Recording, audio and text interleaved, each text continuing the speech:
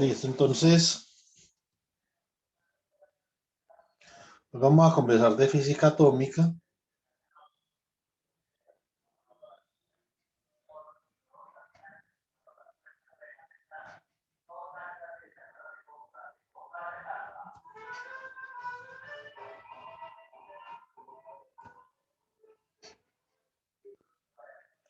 Vamos a ver qué es física atómica. ¿Qué se entiende por física atómica? Por física atómica se entiende la resolución de la estructura de un átomo a partir de un estímulo externo, ¿cierto? Entonces, vamos el estudio de la estructura atómica.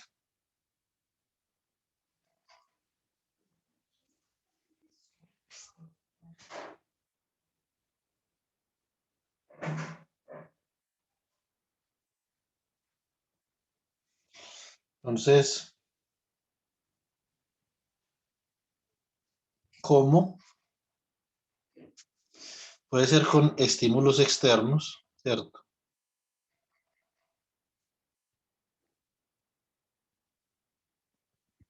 Que típicamente desde la arena teórica se tratan perturbativamente.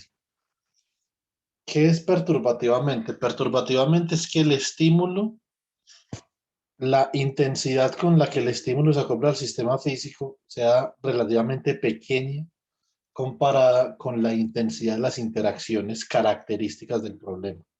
¿Sí o no? Entonces, por ejemplo, si usted tiene un campo de Zeeman, un campo magnético, y quiere visualizar la estructura de un átomo usando algún tipo de espectroscopía, eh, básicamente lo que usted tiene que garantizar es que el campo magnético multiplicado por el magnetón de Bohr sea, no sea comparable con alguna energía de desdoblamiento de algún término espectroscópico del átomo, por ejemplo, ¿cierto? Que sea relativamente más pequeño, ¿sí o no?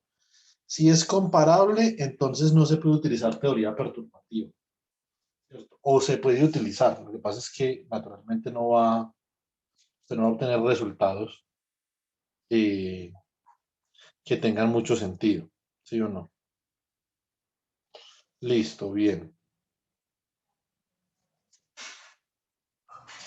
Bueno, entonces, mm, una parte importante del estudio de la física atómica y de la resolución de la estructura atómica es cuando nosotros queremos resolver la estructura atómica.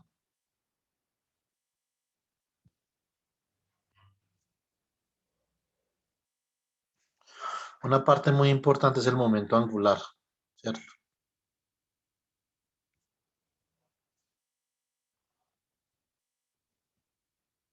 Nosotros la semana entrante vamos a hablar de la estructura fina y de la estructura hiperfina del átomo, pero simplemente son formas de uno visualizar el átomo, ¿cierto? Hay muchas más estructuras relevantes dentro del átomo y que tienen que ver con la forma como el átomo interactúa con un estímulo particular. Por ejemplo, está lo que se llama el Lamp shift, que es muy importante, ¿sí o no? Y la sintonización de la estructura del átomo, que se puede dar, por ejemplo, con electrodinámica cuántica de cavidades. Se puede colocar el átomo en una cavidad y hacer electrodinámica cuántica. Entonces, el control de la estructura atómica del átomo nos permite ahora hacer muchas cosas, construir relojes de alta precisión, hacer información cuántica, ¿cierto? Eh, estudiar, por ejemplo, la interacción espina-espina a nivel atómico, la interacción interatómica, ¿cierto? En el orden dipolar, en el orden cuadrupolar. O sea, es muy importante poder controlar la estructura del átomo para poder, digamos, resolver algún tipo de pregunta de carácter fundamental. Ahora, para nosotros trabajar con el momento angular, básicamente que hay tres reglas que nos permiten conocer el momento angular atómico. Entonces, si nosotros hablamos de momento angular atómico,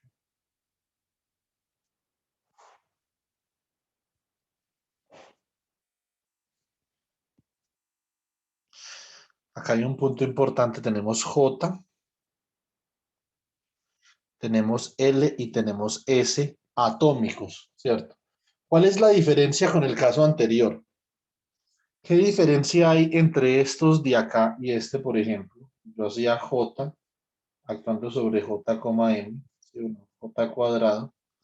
que era igual a J que multiplica J más 1, J, M, o JZ sobre J, M igual a M por J, M. Este problema de acá es un problema para un solo grado de libertad, ¿sí o no? Este momento angular total que yo tengo es el momento angular total debido a una sola partícula o que tiene una sola partícula debido a su spin y a su momento orbital, ¿sí o no? Pero ¿qué pasa, por ejemplo, si usted no tuviera una sola partícula, sino que, por ejemplo, tuviera un átomo, digamos, de litio, de berilio, de carbono, de boro, ¿cierto? Tiene un átomo y puede tener diferentes estados acá, entonces para n igual a 1 y L igual a 0, tiene unos estados, ¿cierto? Puede tener up, down, ¿cierto? Para n igual a 2 puede tener otros estados.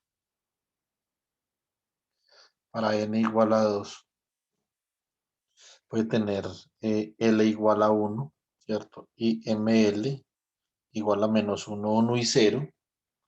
Eso significa que usted acá puede tener una ocupación de 6 electrones. 6 electrones para n igual a 2 y 2 electrones para n igual a 2 y L igual a 0, ¿cierto? Entonces ya acá estamos hablando de más de una partícula. Y si nosotros queremos saber cuál es el momento angular total, por ejemplo, de este átomo que tenemos acá, con un número de electrones particular, 5, 6, 7, 8, lo que sea, entonces debemos de aplicar lo que se llaman las reglas de Hund. Y lo más importante es tratar de hacer referencia a que el momento angular total acá es un momento angular debido a varios grados de libertad, no digo uno solo, ¿sí o no? Entonces, cuando nosotros, por ejemplo, vamos a hacer la distinción entre los orbitales S, P, D, ¿cierto? E, F, también podemos tener orbitales S mayúscula, P mayúscula, D mayúscula, E mayúscula, F mayúscula. Estos orbitales de acá, esta notación espectroscópica hace referencia a un solo grado de libertad, una sola partícula, ¿cierto? A una sola partícula que puede ocupar diferentes de estos estados de momento angular. Esto es un átomo, ¿cierto? Cuya contribución de diferentes grados de libertad, entonces puede ubicar al átomo en un estado espectroscópico S, P, D mayúscula, E, F. Y con esto es que se hace la clasificación actual de la tabla periódica. Esto se llaman términos espectroscópicos.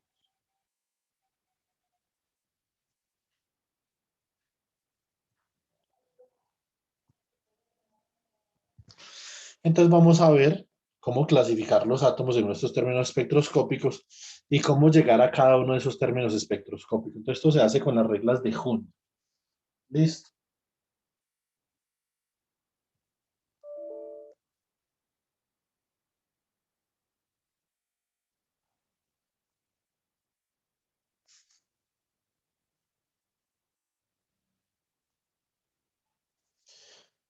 Muy bien.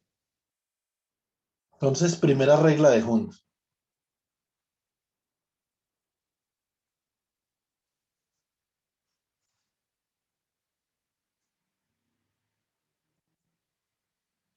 La primera regla de Hund dice lo siguiente.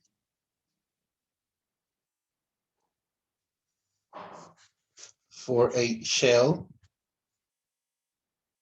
of angular momentum L,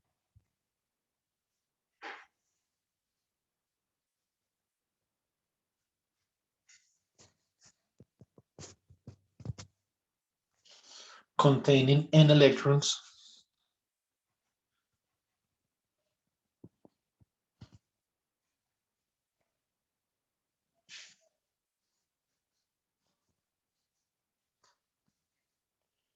sí o sí, the total spin moment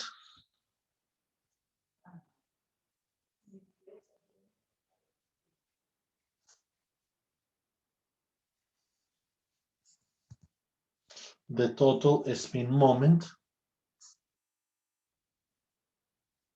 Bueno, coloquemos acá angular momentum, spin angular momentum, ¿cierto?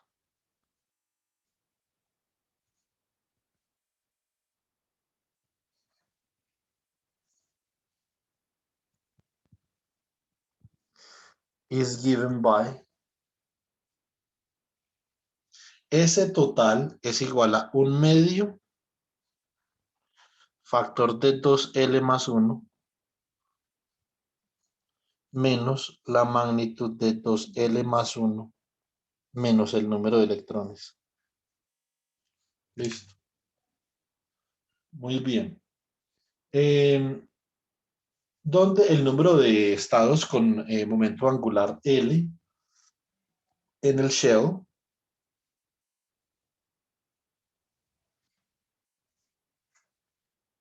Where the number of states with angular momentum L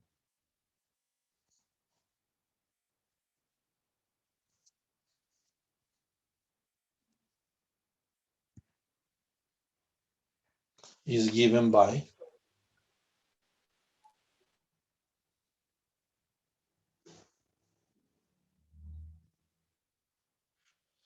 Entonces, menos L es menor o igual que ML, menor o igual que L, ¿cierto? Pues ML es igual a menos L menos 1, 0, L menos 1, L, ¿cierto? Entonces acá hay 2L posibles valores para ML, ¿cierto? Que esto ya lo sabemos. 2L más 1 posibles valores para ML. Bueno, muy bien. Entonces ahora vamos a considerar, por ejemplo, el caso para este átomo de acá. Pero por un átomo, no exactamente para este, pero para un átomo con un número de electrones arbitrarios. Esto acá es el número cuántico principal, ¿cierto? Este de acá. No confundir esto con el número de electrones n en las reglas de Juno, ¿ok? Entonces yo tengo, por ejemplo, que n, el número de electrones en el shell de momento angular es menor que 2L más 1, es decir, que el número total de estados de momento angular que yo tengo por ese shell, ¿cierto? Entonces, básicamente yo aplico la regla, rule, tengo 2L más 1, ¿cierto? Menos la magnitud de 2L más 1 menos n, ¿cierto? Pero este valor absoluto es positivo, o sea que esto se va con esto da n, ¿sí o no? Y por lo tanto, entonces el spin sería n medios en este caso. Entonces esto significa que el momento angular, the number of angular momentum states, is larger or equal than the number of electrons, ¿cierto? Entonces para este caso particular, ¿sí o no? Nosotros después vamos a observar que en los elementos de la tabla periódica, para este caso particular, lo que yo tengo es, ejemplo, L igual a 2, ¿cierto? ML igual a menos 2, menos 1, 0, 1 y 2, ¿sí o no? Entonces, yo tengo estos estados, los posibles estados en momento angular ML igual a 2 que yo puedo ocupar, que serían ML igual a menos 2, entonces coloco acá un spin up, ML igual a menos 1, un spin up, up, up, up. Hasta acá, el número de electrones que yo estoy distribuyendo en esta shell de momento angular es menor o igual que el número de estados de momento angular. ¿Qué pasa? En este caso, el spin total, que nosotros simplemente contamos electrones, tenemos 5 electrones, ¿cierto? De un medio. Por lo tanto, esto es un spin de 5 medios. O sea, se cumple que cuando el número de electrones es inferior o igual al número de estados disponibles para un shell de momento angular, simplemente el spin es igual a n medios, ¿cierto? Como bien dice la primera regla de Juno, ¿sí o no? ¿Qué pasaría en el caso? Vamos a observar. ¿Qué pasaría en el caso en el que nosotros tuviéramos más de más de 2L más 1 electrones por shell, ¿cierto? Entonces ya vamos a analizar esa situación. Naturalmente el spin no va a ser 2 n medio, tiene que ser menos, ¿sí o no? Es muy bien. Vamos a ver. For the case in which n is larger than 2L plus 1. Recuerden que este n no es el número cuántico principal, chicos. Este n es el número de electrones que nosotros queremos ubicar en el átomo. ¿Listo? Entonces, este número de electrones, entonces debería de contarse de esta forma. Entonces yo tengo que S, acá en este caso, S, que sería igual a 1/2, ya, igual a 1/2 de 2L más 1 menos el valor absoluto de 2L más 1 menos N. Más sin embargo, como acá N es mayor que 2L más 1, entonces esto queda como 1/2 que multiplica 2L más 1, ¿cierto? Más 2L más 1 menos N. Y esto no es otra cosa que 1/2 que multiplica a 2 por 2L más 1 menos N medios. ¿Sí o no? Muy bien. Entonces, este sería el valor del spin 2L más 1 menos N medios. ¿Cierto? Naturalmente, entonces esto va a ser menor que N medios. ¿Cierto? Entonces, this number of states, ¿cierto? Este número de estados debe ser distribuido sobre spin up y spin down. ¿Cuántos electrones vamos a tener nosotros acá? Entonces, por ejemplo, si nosotros consideramos para el ejemplo de ML, L igual a 2, ML igual a -2, -1, 0, 1 y 2, entonces, por ejemplo, ya no tenemos 5, que son el número de estados, es el degeneramiento para L igual a 2, sino que, por ejemplo, tengamos 7. Eso significa que acá va a haber 2 electrones acá, van a tener que ser spin down, ¿sí o no? Así es que nosotros contamos la configuración spin de un átomo, ¿cierto? Entonces quedan 3 vacancias de acá. Estas 3 vacancias, que sería la diferencia entre 2L más 1 y el número de electrones que yo tengo acá, que supera 2L más 1 estados, ¿sí o no? Entonces esto sería como algo así como 2 por 2L más 1 menos N, que es específicamente lo que tenía ahorita. Entonces, estos van a contribuir al spin del átomo. Cuando 2 por 2L más 1 menos N sea 0, entonces el átomo es un átomo de spin 0, ¿cierto? Entonces, eso podemos ver claramente que se cumple la regla de Hund si nosotros, digamos, realizamos esta lógica. Bueno, muy bien, entonces podemos hacer lo siguiente. Para el caso en el que N sea menor que el degeneramiento, entonces tenemos 2L más 1 states, ¿cierto? Muy bien. Entonces, fully occupied by spin up and spin down electrons, ¿cierto? Entonces, o podemos tener menos, ¿cierto? Podemos tener 2L más 1 menos N states acá. En el caso tal de que N sea mayor que 2L más 1. Entonces, acá como estamos contando, estos son los estados que van a ocupar, por ejemplo, los electrones spin up. Estos serían los estados que van a ocupar los electrones spin down. Y en total, el número de estados que tendríamos contribuyendo al spin total sería 2 que multiplica 2L más 1 menos N, ¿cierto? Número de electrones que están ocupando el shell. Y esto lo dividimos entre 2. Y esto nos da un spin de 2L más 1 menos N medios. Muy bien. Listo. Vamos a mirar entonces, dame un segundo, yo reviso una cosa acá. Pues sí, podríamos generalizar esta regla. Tenemos una generalización que ahorita podemos utilizar para hacer un calculito. escribir que el spin atómico les queda como un medio, factor de 2L más 1 menos la magnitud de 2L más 1 menos N. Entonces, el spin atómico va a ser igual a N medios, ¿cierto?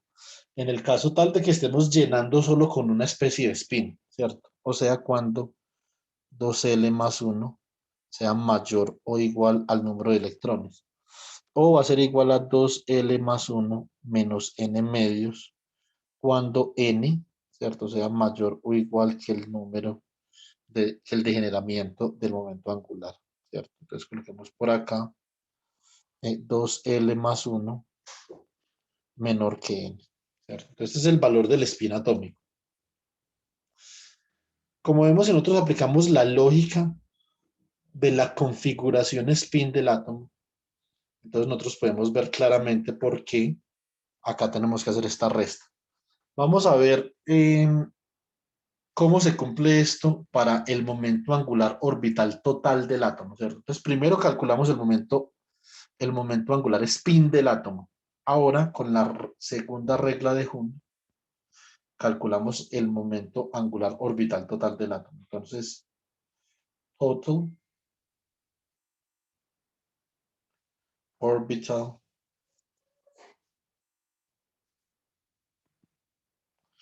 atomic angular momentum. Listo. Entonces, ¿qué tenemos acá? Tenemos lo siguiente. Para el caso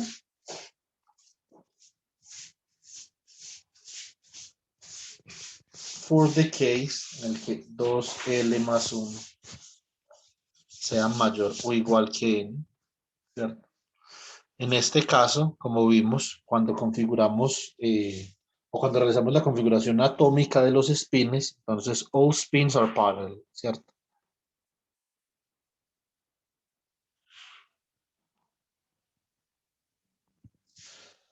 En este caso, ¿cierto? Entonces, ¿cómo sumamos el momento angular acá? Entonces tenemos L, ¿cierto? ¿Cómo lo vamos a sumar? Sumamos L más L menos 1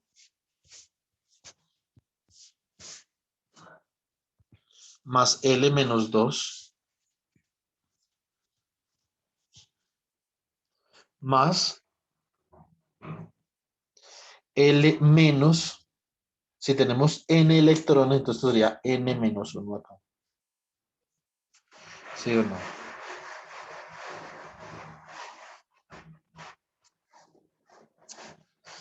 Entonces, básicamente que acá estamos sumando N veces, ¿cierto? Esto sería igual a N veces L más la suma. Acá queda una suma desde, por ejemplo, no sé, desde K igual a 0 hasta N menos 1, ¿cierto? De K. Y utilizamos la sumatoria de Gauss para decir que entonces, ¿cómo queda esto? Ah, perdón, esto es menos, porque acá tendría, sí, menos 1, menos 2, hasta menos N menos 1, sí, entonces sería esta suma de acá. Esto sería NL menos N menos 1, ¿cierto? El límite superior por el límite superior más 1, o sea, N sobre 2. ¿Sí o no? Bueno, muy bien. Acá, entonces puedo factorizar N medios. Y esto me va a quedar 2L menos N menos 1, ¿cierto? Y esto acá es igual a N medios que multiplica a 2L más 1 menos N. Y si volvemos a la primera regla de Hund, nosotros podemos ver que 2L más 1 menos N es realmente el spin S, ¿cierto? Es para este caso particular, ¿sí o no? Bueno, muy bien. Entonces ahora nosotros podemos decir L, momento angular total, es igual a, perdón, acá puse esto, S, esto, y acá es No, espera un momentico, ¿este qué caso es?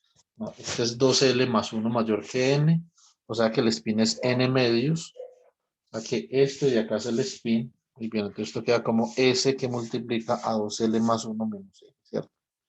Entonces S spin total del átomo por 2L más 1 menos N, ¿cierto? Esto para todo L, ¿cierto? Tal que 2L más 1 es mayor o igual que el número de átomos. Muy bien. Entonces ahora vamos a ver qué pasa si el número de átomos es mayor que el de generamiento. ¿Ok? Listo.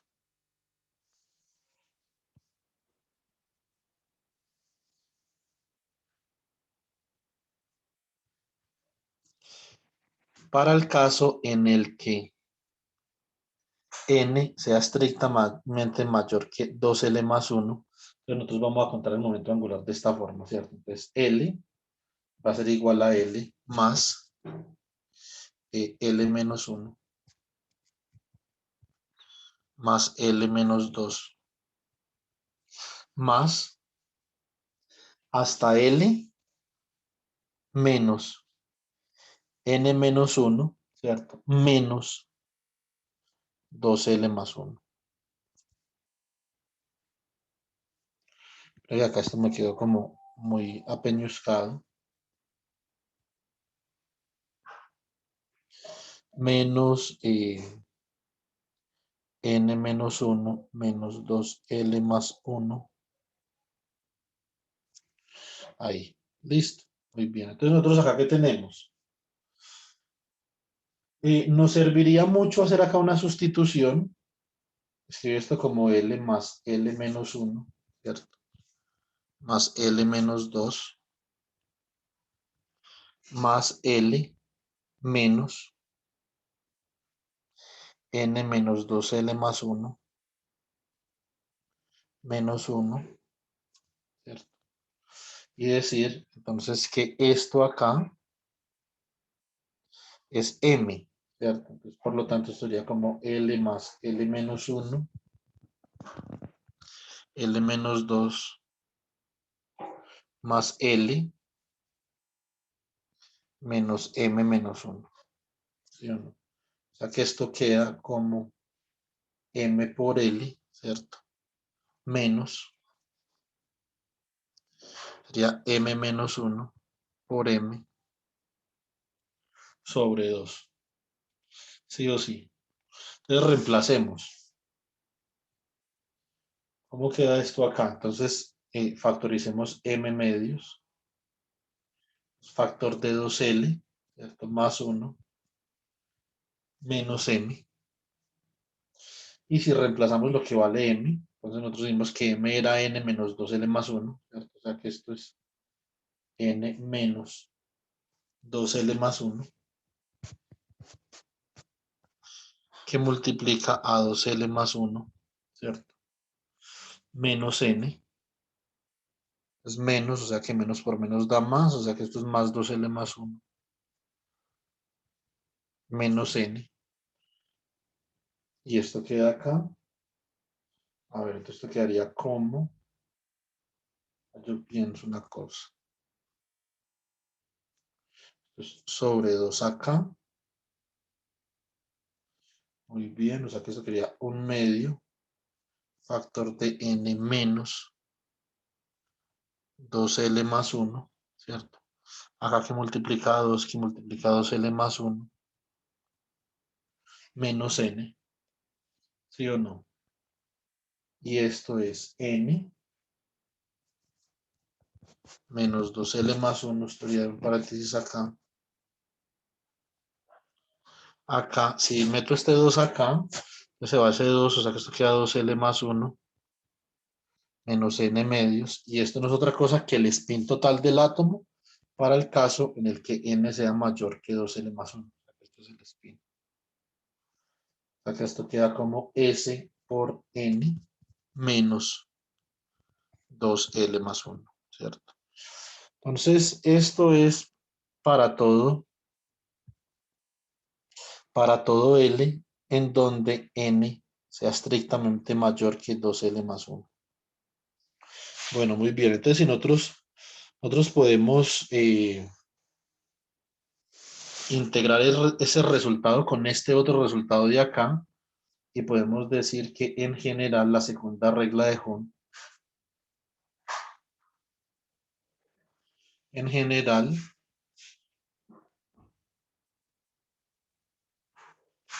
la segunda regla de Hund eh,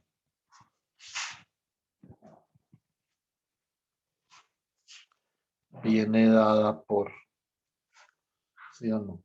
Entonces, L es igual al valor del spin, ¿cierto? Que multiplica, ¿quién? Al valor absoluto entre 2L más 1 menos N, ¿cierto? Eso significa que cuando 2L más 1 es menor que N, pues nosotros tenemos esta expresión de acá. Y cuando 2L más 1 es mayor que N, pues tenemos esta otra, ¿cierto? Entonces, así es como nosotros podemos calcular con la regla de Hund el valor total del momento angular orbital, ¿sí o no? Muy bien.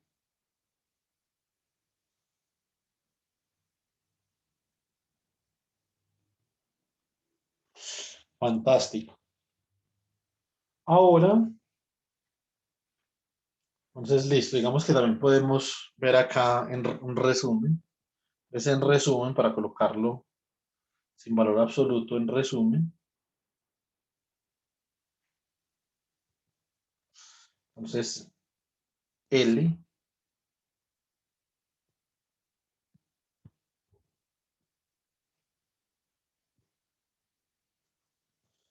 es igual a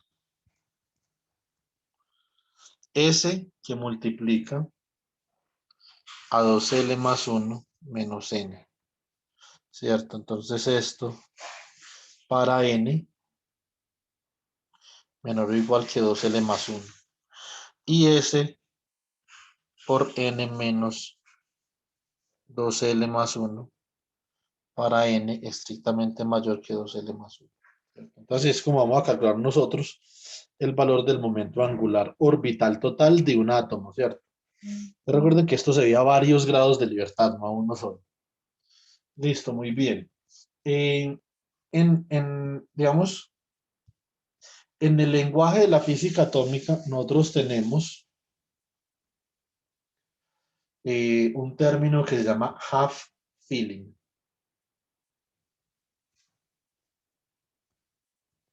Listo. Half filling implica que N es exactamente igual a 2L más 1. ¿Sí o no? Vamos a hacer un ejemplo. Consideremos el átomo de níquel, por ejemplo. Consideremos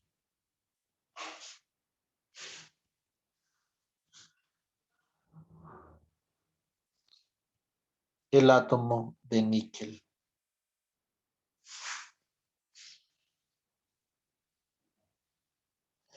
L es igual a 2, ¿cierto?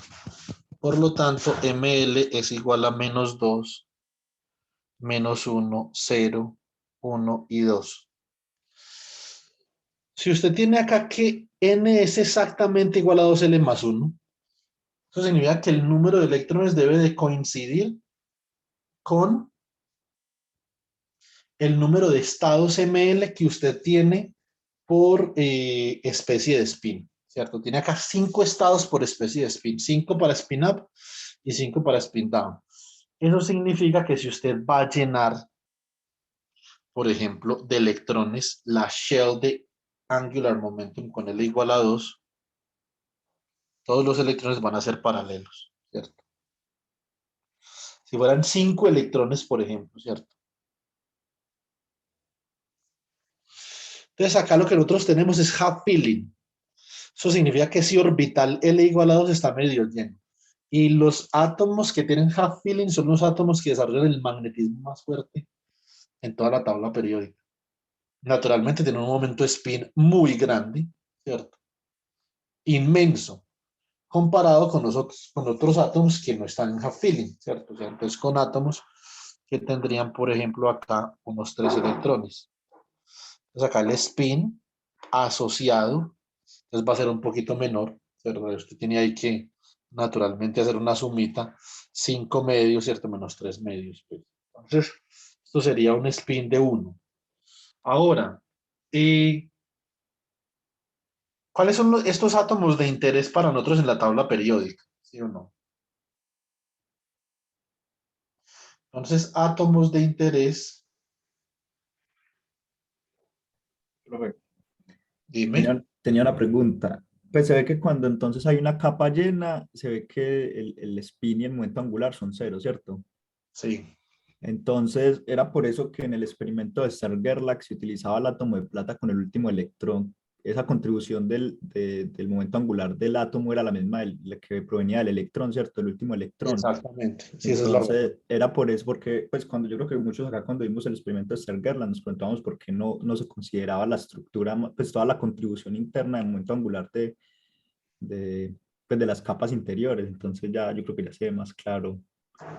Sí, porque el átomo Entonces, de plata es un átomo que tiene un spin total de 1 medio. O sea que es como si fuera un electrón. ¿Sí me entiende? ajá.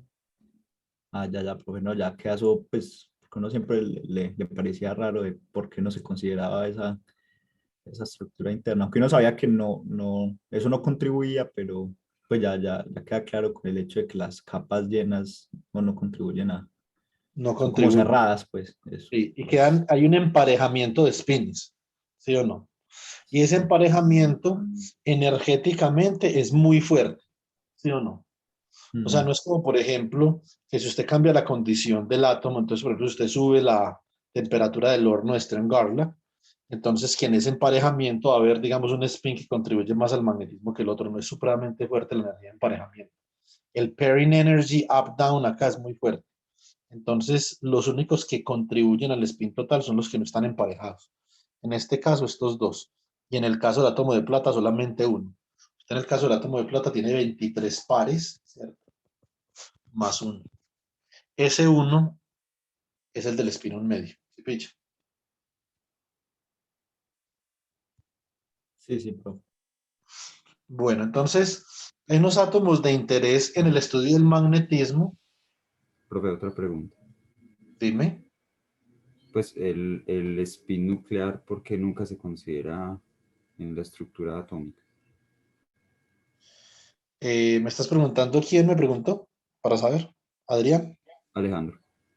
Alejandro. No, el spin nuclear sí se considera en la estructura atómica. ¿Sí me entiende? El spin nuclear sí se considera en la estructura atómica, pero digamos que el spin nuclear, lo que no se considera mucho por los órdenes de magnitud de la interacción spin nuclear con otros spines es en el magnetismo. Pero naturalmente, cuando usted ve, por ejemplo, la estructura hiperfina, usted tiene unas correcciones debidas al spin nuclear también. ¿Sí me explico, Alejandro? Sí, profe, pero entonces estas reglas de Hund ni consideran No, pues las las... reglas de Hund no. En las reglas de Hund no, pero hay correcciones a las reglas de Hund, pero eso es una buena pregunta. Es que yo la iba a abordar ahorita de manera abierta, ¿cierto?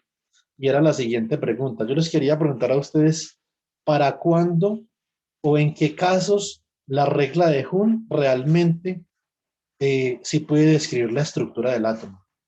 No lo puede describir en todos los casos, Alejandro.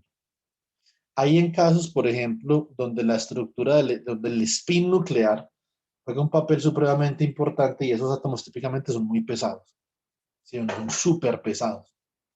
Eso significa que las reglas de Hund básicamente nos dan información para átomos que no sean tan pesados. Por ejemplo, estos que voy a escribir acá, que son los átomos que son de interés en el magnetismo, pero son metales de transición, ¿cierto? Que son relativamente livianos.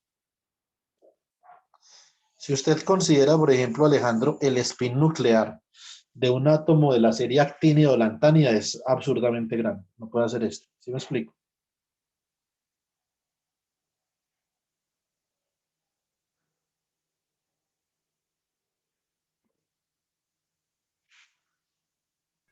Pues pero depende mucho como del núcleo, porque hay núcleos, por ejemplo, que tienen un spin de cero, entonces Ah, no, no, sí, pues naturalmente que sí, o sea, hay estados que son estados singlet, por ejemplo, ¿cierto?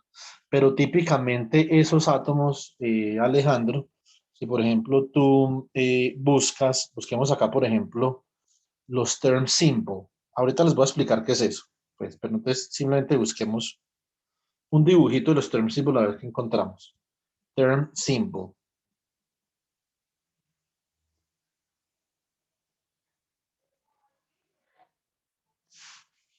Imágenes. Vamos a ver si de pronto hay una tabla periódica por ahí que tenga un term simple. Mírala acá, Alejandro. Entonces ponle cuidado a esto. Estos átomos que tú tienes acá, que son la serie actínida y lantánida, ¿sí o no? Entonces son átomos que casi todos tienen, por ejemplo, term symbols. Ya ahorita les explico qué es esto. Segundo, se me perdió esto. Listo. Un segundo. Estos átomos de acá. Espérate un momentito, te la embarré.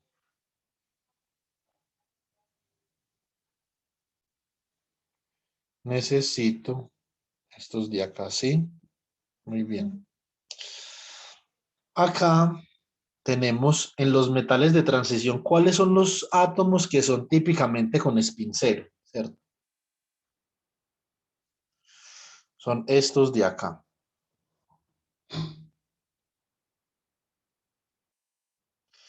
Estos átomos típicamente tienen spin cero. Es por eso estos se llaman las series espectroscópicas S, ¿cierto? Los metales de transición, a pesar de que hay unos que tienen el término espectroscópico es F, por ejemplo, como el titanio o vanadio, ¿cierto? Tenemos también acá el cobalto SF, el níquel SF. Tenemos algunos con S, ¿cierto? Por ejemplo, el manganeso, ¿cierto? El cromo, el cobre. Ahora, cuando usted baja la serie actínida y lantánida, acá, usted tiene términos, por ejemplo, el serio, que es 4, es G, perdón. Tiene, por ejemplo, el gadolinio, que es D, ¿cierto? El turbio es H, el disprosio es I. Estos son átomos muy pesados. Estos términos que yo le acabo de señalar acá, muy posiblemente tienen una contribución relativamente grande del spin nuclear, ¿sí o no? Eso nosotros lo vamos a ver la semana entrante, de hecho, ¿cierto? Y hay que ver las correcciones, la estructura hiperfina, etcétera, etcétera. Pero en el magnetismo convencional, Alejandro, en el magnetismo, por ejemplo, que yo puedo coger un lápiz y un papel, rayar, ¿sí o no? Y calcular la magnetización de un material, nosotros no consideramos el spin nuclear. Los modelos no nos dan. Para hacerlo a lápiz y papel, no. Tiene que utilizar un computador.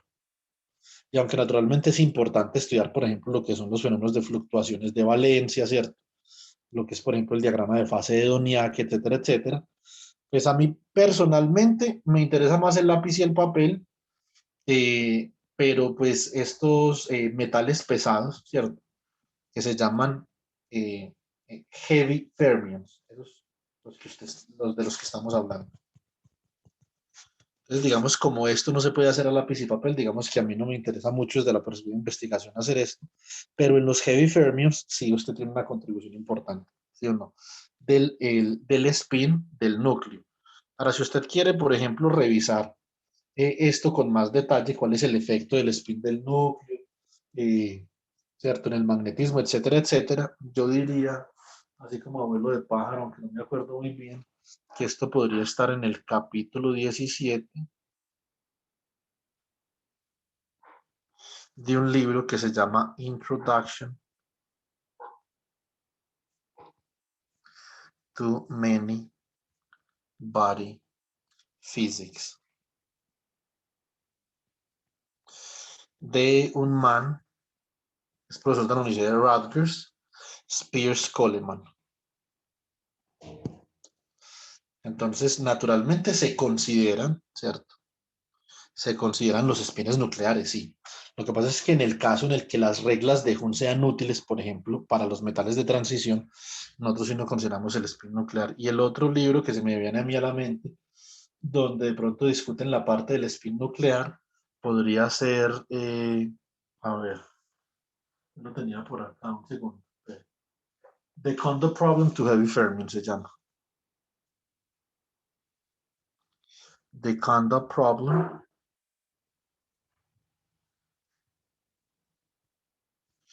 to heavy fermions. Yo hace mucho rato que no leo este libro, pero yo diría que eso está para el capítulo 4, capítulo 3, y esto es de un man de apellido Hewson. Entonces, acá usted puede ver que sí realmente se considera la contribución del momento magnético del núcleo. De hecho, yo en algunos estudios considero el momento magnético del núcleo, en uno en particular que está en el American Chemical Society del 2017, en estos días se los paso, más no para el estudio del magnetismo, ¿cierto? Sino para el estudio de vibraciones. Lo que llaman las vibraciones nucleares, ¿sí o no? Entonces ahí uno tiene que considerar o tiene que hacer una serie de consideraciones para poder descartar el spin del núcleo. Eso es básicamente lo que yo hago. ¿Qué o por qué descarto yo el spin del núcleo en el estudio del magnetismo, ¿cierto? Y básicamente Alejandro se reduce al peso del átomo, ¿cierto? Son átomos livianos. En átomos más pesados, entonces usted lo tiene que considerar. No sé si de pronto eso responde, digamos, someramente la pregunta. O quedó igual de confundido que al principio. Sí, profe, pues, o sea, esta regla de Hund está limitada porque el spin nuclear siempre genera la estructura hiperfina, Sí, está pues el limitado. spin órbita en parte. Profe, ¿y podrías volver a la tabla periódica? Sí, claro. No. Sí, ahí la letra que aparece pues en cada elemento es como la capa y los otros dos números son que... Ah, no, esto no, esa letra, eso se llama un término espectroscópico. Ya Sí. en unos 12 minutos y medio les explico qué es eso. Listo. Ok, los otros dos números también Sí, los sí, explicas ahí. van dentro del término espectroscópico. Hay que hacer un calculito para usted saber con qué calcula esos numeritos que hay arriba y abajo, ¿cierto? El de abajo es el momento angular total y el de arriba puede ser 2S más 1 o 2L más 1 dependiendo si S es mayor que L o si L es mayor que S. Listo. Ah, listo, profe. Bueno, en inglés, para que busquen eso, eso se llaman term symbols. Eso que aparece ahí. Uno de mis estudiantes que estudia química me dijo que eso en español se dice término espectroscópico, pero no respondo por eso porque yo no sé, ¿cierto? Pero pues yo le creo pues porque él es químico y trabaja con todo eso, ¿cierto? Entonces, pero en inglés se llama term symbol. Listo. Hay otro libro muy bueno que es, digamos, más asequible que esos dos que les acabé de mencionar ahí. Este es un señor libro en términos de la física, ¿cierto? Nosotros somos físicos, nosotros somos matemáticos. Se llama, ayer lo tenía por acá. A ver, un segundo, chicos. Sí, Magnetism in Condensed Matter.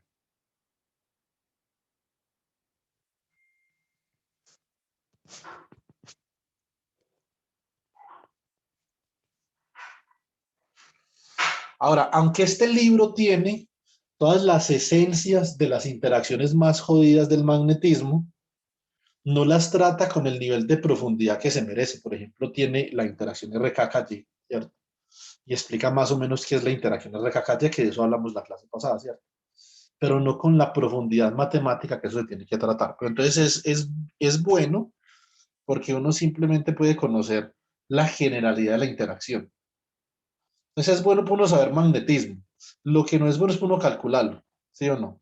Uno calcular el magnetismo con ese libro queda complicado, le da como unas generalidades a uno, pero para calcularlo no, para calcularlo hay otros libros, ya les voy a citar uno muy bueno, este libro acá es de un man que se llama Stephen Blandel,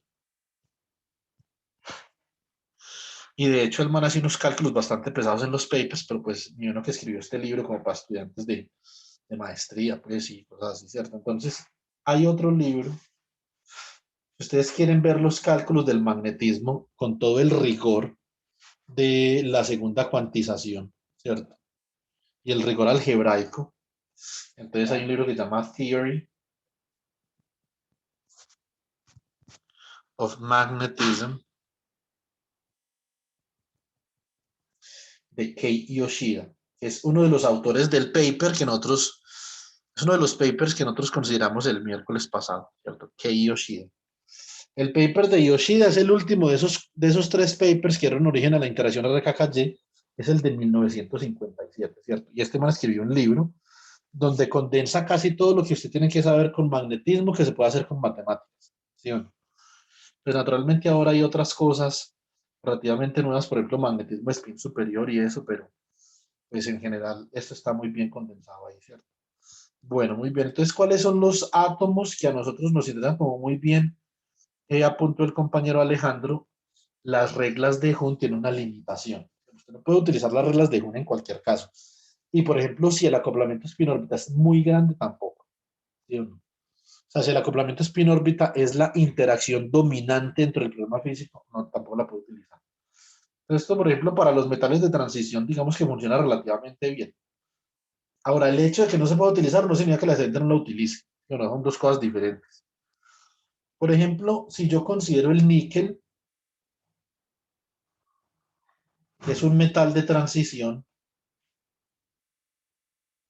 el níquel es un metal de transición, tiene la siguiente configuración electrónica. Tiene la misma configuración electrónica que el argón, ¿cierto? Las configuraciones electrónicas de estos metales y de la mayoría de los elementos de la tabla periódica se dan en términos de la configuración electrónica del gas noble de la fila anterior. Si ustedes observan la tabla periódica, el níquel está en la fila 4 y el argón está en la fila 3. Entonces, de la forma que usted llena el argón, usted va a llenar el níquel, pero acá le va a agregar. Va a tener 2 electrones en la capa 4s, ¿cierto? Va a tener 8 electrones en el orbital 3D. ¿Sí o no? Eso significa que la última capa, el número de electrones que usted tiene para disponer de la última capa del shell, ¿quién es D? D orbitals. D orbital corresponde al igual a 2. Tiene usted 8 electrones, que es lo que yo hice acá. Yo acá dispuse estos 8 electrones en la estructura electrónica del níquel. ¿Cierto?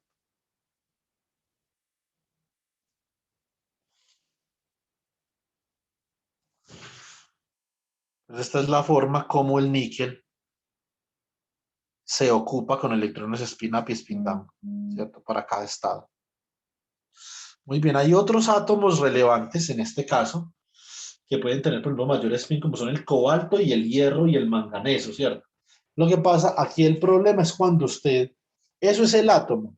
¿Qué pasa cuando usted tiene aleaciones o cuando usted tiene materiales cristalinos con esos átomos? ¿Cómo se hibridizan los diferentes estados de? Es una pregunta diferente. Pero por átomo, estos son átomos que tienen un momento magnético relativamente grande. Por ejemplo, el cobalto tendría la estructura del argón, ¿cierto? Tendría 2 electrones en la capa 4s y tendría 7 electrones en el orbital 3D, ¿cierto? Por ejemplo, el más conocido de todos los átomos que pueden formar un material magnético, que es el hierro, ¿cierto? El hierro tiene la estructura del argón, tiene en el orbital 4s, ¿cierto? También tiene 2 electrones y en el orbital 3D tiene 6. Está casi medio lleno, eso es casi half filling. ¿Quién es half filling? El manganeso, ¿sí o no? El manganeso, que de hecho yo trabajo mucho con las moléculas organometálicas de manganeso, uno bajo cierta condición uno las puede configurar magnéticamente. Entonces el manganeso tiene la configuración de argón, tiene 2 electrones en el orbital 4s y tiene 5 electrones en el orbital 3D. Eso significa que el manganeso tiene un half filling. ¿Cuál es el problema con eso? Cuando usted, digamos que hace un enlace entre 2 moléculas de manganeso, puede que una molécula tenga todos los 5 spin up y la otra tenga todos los 5 spin down. Y en el enlace entonces pierde el magnetismo. Lo que usted tiene que mirar ahí es la teoría del enlace y del antienlace. Tiene que ver si hay una si hay unos enlaces de hibridización o de antihibridización, es decir, cuando usted tiene las dos moléculas de manganeso, ellas pueden vivir en una superposición de esta forma. Digamos, si esta es la función de onda phi1 y esta es phi2, la función de onda total espacial puede ser 1 sobre raíz de 2, phi1 más phi2, o puede ser 1 menos raíz de 2. Perdón, 1 sobre raíz de 2, phi1 menos phi2. Esto se llama bonding. Esto es un enlace. Esto se llama antienlace, antibonding. Bueno, acá me estoy metiendo mucho en física atómica, pero pues no tengo para explicar. Listo, entonces, muy bien. Hay otros metales de interés, por ejemplo, cuando usted los coloca sobre superficies no magnéticas, que tienen, por ejemplo, podría ser el cobre o el zinc, que tienen casi todas las capas llenas, tienen casi todo el orbital 3D lleno, el cobre y el zinc. Si usted coloca algunos átomos que tienen un spin relativamente débil sobre el cobre o el zinc, entonces van a desarrollar algún tipo de magnetismo, ¿cierto? Entonces podría ser, por ejemplo, el cromio. Ese podría ser uno.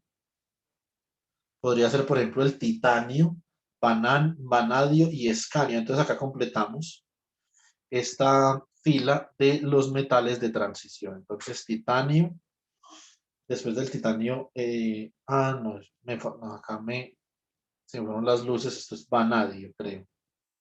Ahorita miramos. Creo que es vanadio. Ahora sí, titanio, pero el titanio está al lado del escanio. Entonces esto será el titanio. Y por último tenemos acá el escanio. El escanio entonces tiene la estructura electrónica del argón, tiene 2 electrones en el orbital 4s y tiene un electrón en el orbital 3d. El titanio, la misma cuestión, ¿cierto?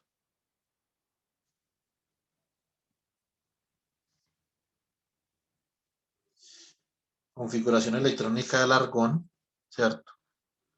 12 electrones en el orbital 4s y 2 electrones en el orbital 3d. Vanadio. Configuración electrónica del argón, 2 electrones en el orbital 4s y 3 electrones en el orbital 3d. Y el cromio, entonces, tendría la configuración electrónica del argón, 2 electrones en el orbital 4s y 4 electrones en el orbital 3d. Hay personas que tienden a, digamos, a malinterpretar la situación y pensar, por ejemplo, no, lo que pasa es que estos de acá, estas configuraciones electrónicas de acá, vea que todos los espines son paralelos. O sea que esto debe ser hiper mega magnético. La verdad es que no, porque cuando usted hace enlaces, él puede perder el magnetismo. Usted tiene que analizar, el magnetismo es un fenómeno microscópico, no es un fenómeno, perdón, un fenómeno macroscópico, no es microscópico. O sea, no importa qué tanto momento tenga un átomo, siempre y cuando se combina, puede perder el momento por la antihibridización, ¿sí o no? Entonces, es lo mismo que le pasa a uno, por ejemplo, con el agua. Entonces hay gente que dice, no, pero nosotros no conocemos materiales ferroeléctricos, ¿cierto? Y una persona dice, ¿y el agua? No, claro, pues que el agua tiene un momento dipolar eléctrico gigantesco, viejo, ¿cierto? Es inmenso. El oxígeno, ¿sí o no? Esto es menos más, esto es menos más, y entonces acá, digamos, el momento dipolar, este va en esta dirección, este va en esta dirección, y el resultante va en esta dirección. Entonces, usted imagínese un poco de moléculas de agua, usted sumando todos los momentos dipolares, pero es que los momentos dipolares no se suman así, ¿sí o no? Usted no puede sumar los momentos dipolares vectorialmente. Usted tiene que sumar los momentos dipolares acá estadísticamente, ¿cierto? Con la traza del operador momento dipolar por E a la menos beta H en la realización canónica sobre la función de partición. Así es como se suman los momentos dipolares, ¿cierto? Un fenómeno macroscópico. Puede sumar 10 a la 23 momentos dipolares así, ¿cierto? Entonces, y el agua, de hecho, tiene un momento dipolar extremadamente pequeño, ¿cierto? El agua macroscópica, un bol de agua, pues un vaso de agua, ¿cierto? Entonces, eso pasa lo mismo con el magnetismo. O sea, un átomo que tenga una magnetización muy prominente, a no ser de que la forma como se enlaza beneficie que el átomo, digamos, sostenga, cada uno de los 10 a la 23 átomos sostengan su magnetización atómica, entonces muy probablemente ese material no es magnético, ¿cierto? ¿Cuáles son los materiales magnéticos más conocidos?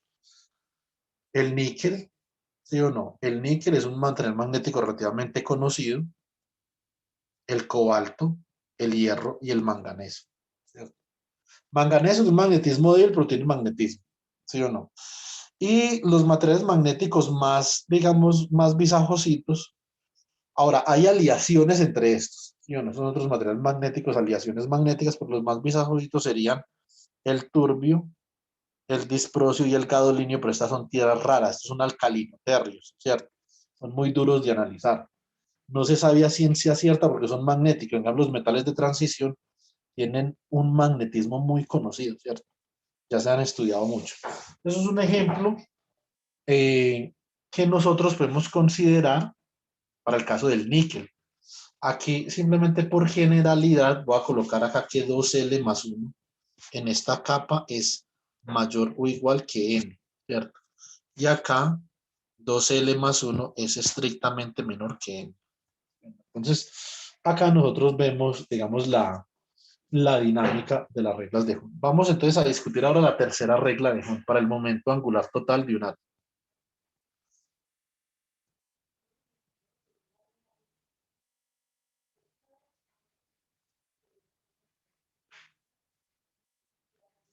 Momento angular total atómico.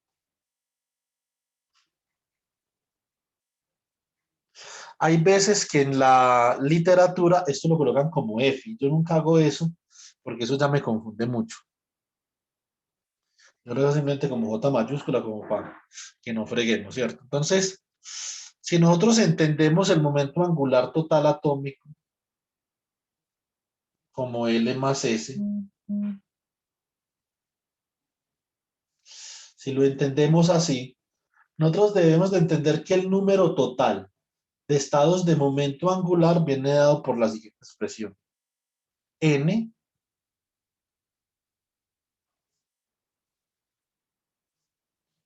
es igual al número total de estados de momento angular.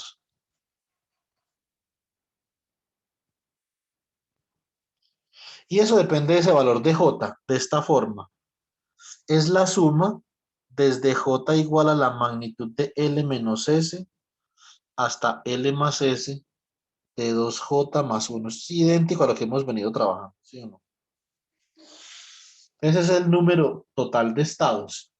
¿Ok?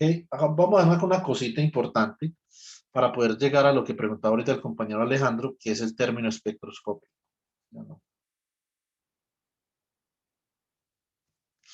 Muy bien. Entonces vamos a mirar qué pasa si N, entonces para N menor o igual que 2L más 1, por ejemplo. ¿Cierto? Bueno, muy bien. Entonces tengo que J es L menos S, ¿cierto? Muy bien. Y esto será igual a, ¿quién era L? Para N menor o igual que 2L más 1, entonces era S, ¿cierto? Factor, si esto es mayor, entonces esto sería 2L más 1 menos N, ¿cierto? Menos S. Bueno, muy bien. Entonces acá, esto como queda, queda la magnitud de S por 2L más 1, ¿cierto? Menos NS, menos S, este se va con este de acá, ¿cierto?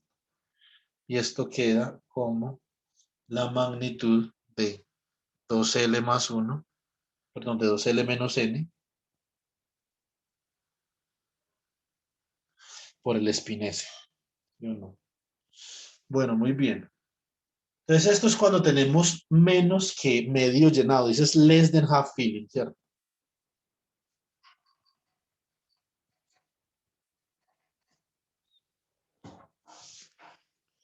Less than half filling.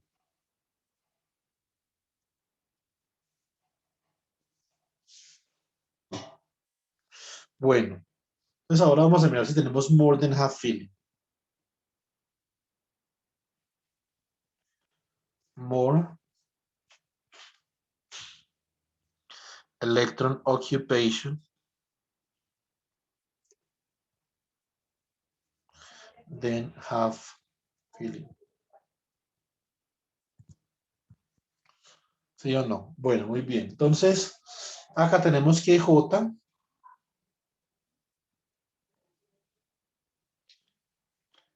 será igual a L más S, ¿cierto? Y entonces, ¿cuánto vale S para mayor que half filling? Entonces, esto es N es mayor, o sea que esto tiene que quedar N acá menos 2L más 1. ¿Sí o no? Más S. Esto acá queda S por menos 1 menos S, o sea que este de acá se va con este de acá. Y esto como que esto va a quedar S que multiplica a N menos 2L. ¿Cierto? Entonces va a ser el momento angular total. Digamos que compactamente nosotros podemos escribir así. Compactamente.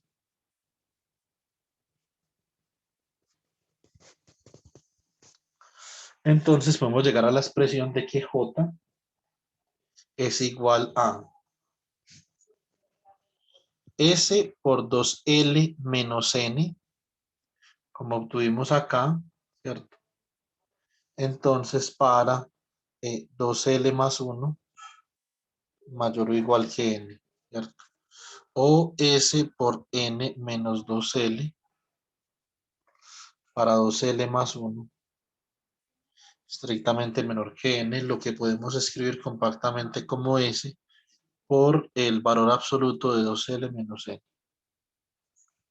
Entonces, así es como se calcula el momento angular total atómico. Listo, muy bien. Entonces, algo que nosotros nos permite entender la tabla periódica, porque las tendencias en la tabla periódica se comportan de la forma como se comportan, es algo que en inglés conocemos como term symbol.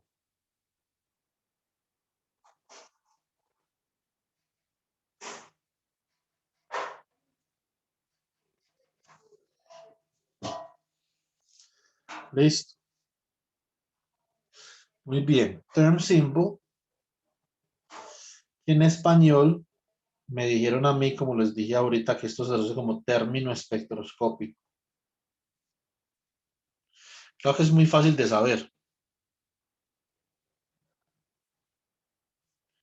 Miremos a ver acá. Esto es term symbol. Miremos a ver si hay Wikipedia para term symbol. Si hay Wikipedia. Eso significa que esto también puede estar en español. Idioma.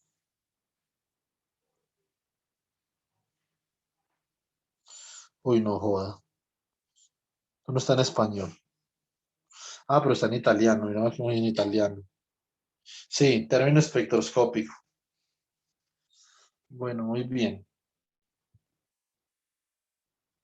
Entonces, término espectroscópico con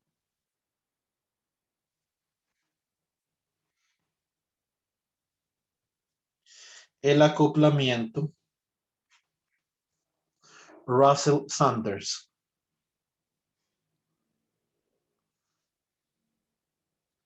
¿Alguien sabe qué tipo de acoplamiento es este? Nosotros ya lo vimos en clase, sino que con otro nombre.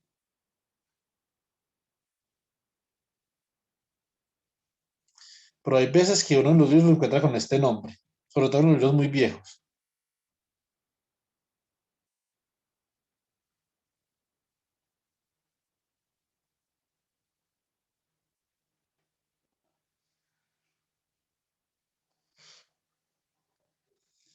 Yo creo que Esteban sabe. Esteban, ¿usted sabe o no? El spin órbita. Sí, el spin órbita. Entonces, hace mucho tiempo se conocía como el argumento Russell-Sanders. Pero ellos fueron los primeros que estudiaron este tipo de acoplamiento. Entonces, en este caso, nosotros podemos describir el estado de un átomo de una forma muy reducida y así es como se comunican los químicos. Yo tengo un átomo, no le dicen qué átomo tiene porque no les importa, porque hay muchos átomos que se parecen. Ellos simplemente les dicen, dígame cuál es el término espectroscópico de ese átomo, ¿cierto? Entonces es la forma como se comunican los físicos atómicos y los químicos, ¿cierto? A veces en estos términos. ¿Cómo se escribe un término de símbolo? Un término espectroscópico se escribe de esta forma, term symbol.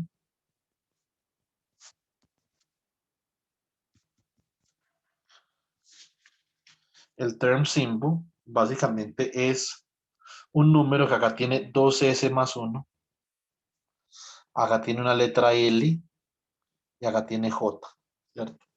Esto se escribe así cuando L es mayor o igual que S, ¿cierto? Ahora, si L es menor o igual que S, entonces se escribe 2L más 1 LJ, ¿cierto? Esto para L menor o igual que S. Naturalmente, si L y S son iguales, pues esto no tiene ninguna diferencia, puede escribir de cualquier forma, ¿cierto? Entonces, estos son los términos de símbolo, ¿sí o no? Vamos a ver un poquito la nomenclatura. ¿Por qué 2S más 1 y 2L más 1? 2S más 1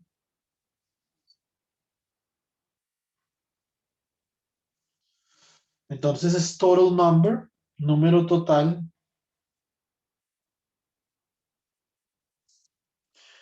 of angular momentum states.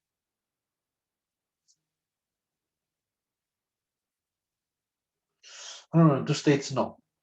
Número total de J's. Total number of angular momentum. No, yo creo que esto no queda bien dicho así. Total number of J's, ¿cierto? O sea, la cantidad de términos de la suma que usted tiene acá. ¿Cuántos términos tiene esta suma? Que son todos los términos para diferentes J, ¿cierto? Esto es naturalmente para todo L mayor o igual que S, ¿cierto? O puede ser 2L más 1, total number,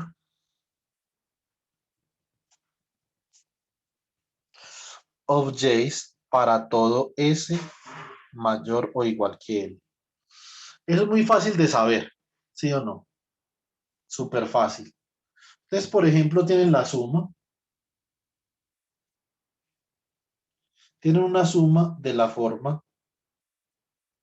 Suma desde L menos S hasta L más S de 2J más 1. ¿Sí o no? De acá, ustedes dicen que el número de J sobre el cual usted va a sumar es sencillamente pues J máximo menos J mínimo más 1, ¿cierto? Entonces de acá uno dice, listo, entonces the number of J's,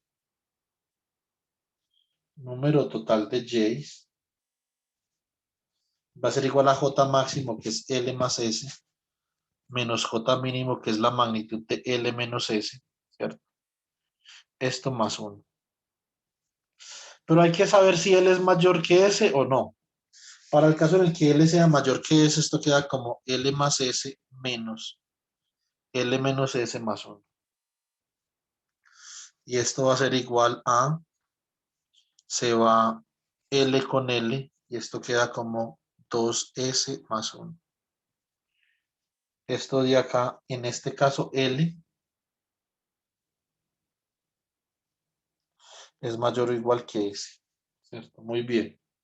Vamos a ver qué pasa cuando S es mayor o igual que L. Entonces, número total de las J sería L más S menos el valor absoluto de L menos S más 1. Pero entonces ese valor absoluto ahora tiene un signo negativo porque S es mayor que L, o sea que esto queda L más S, quedaría más eh, acá L menos S, ¿cierto? En este caso, más 1. Acá se va S con S. Esto es 2L más 1. Y esto es en el caso de que S sea mayor o igual que L. Entonces, por eso es que acá aparecen estos dos términos espectroscópicos. En un caso 2S más 1 y en el otro caso 2L más 1. Simplemente ahí lo que tiene que aparecer es el número total de estados de momento angular sobre los que ustedes van a sumar. Y acá aparece simplemente el número J, el momento angular total. Así uno naturalmente cuando mira la tabla ver que puede dar cuenta, bueno, esto es magnético, esto no, etcétera, etcétera, ¿cierto? El momento angular juega hay un papel, digamos, bastante importante. Bueno, muy bien. La notación. Notación del término espectroscópico.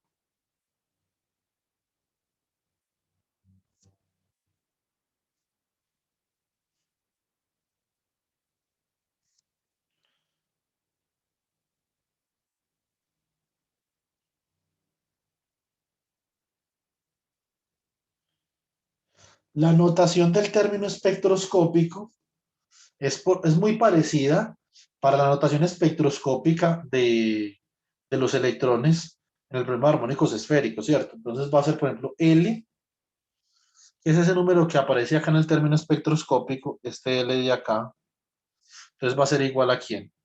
Entonces cuando L, ese es el momento angular orbital total, puede ser igual a 0, a 1, a 2, a 3, etcétera. Si es igual a 0, entonces nosotros en esa letra vamos a colocar la S, ¿cierto? S mayúscula. Si es igual a 1, vamos a colocar la P, por ejemplo.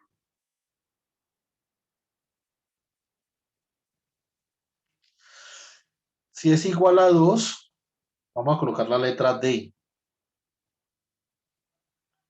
Si es igual a 3, vamos a colocar la letra F. Y de acá en adelante, si en orden alfabético, ¿cierto? Entonces esta notación, ¿de dónde viene esta notación? Se deriva de la notación espectroscópica para estados de momento angular con simetría esférica. Entonces se deriva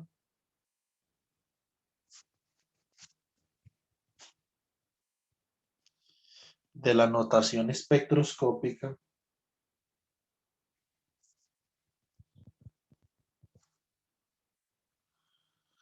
para estados de momento angular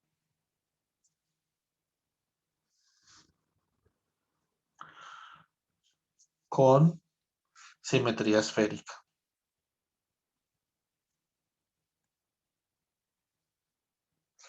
¿Cierto? Entonces, allá que teníamos, por ejemplo, S minúscula, P minúscula, D minúscula, ¿cierto? F minúscula. Entonces, nosotros creo que hablamos de esto una vez, que la S venía de sharp, que la P venía de principal,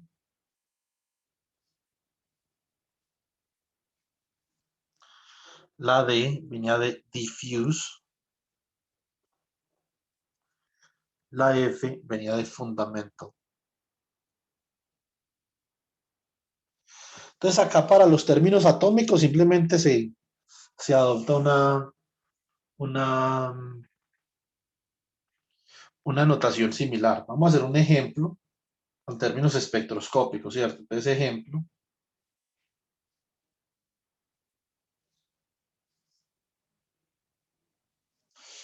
El ejemplo con estos términos espectroscópicos, por ejemplo, el estado fundamental del átomo de carbono, ¿cierto?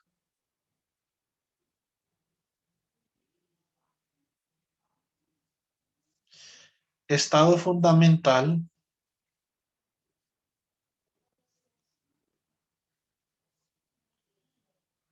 del átomo de carbono.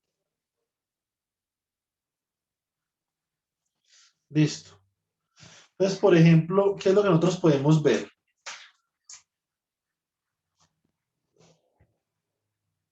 Nosotros podemos ver es que tenemos acá, digamos, el hidrógeno en la primera fila, ¿cierto? Por acá tenemos el átomo de helio, ¿cierto? Tenemos el átomo de helio por acá.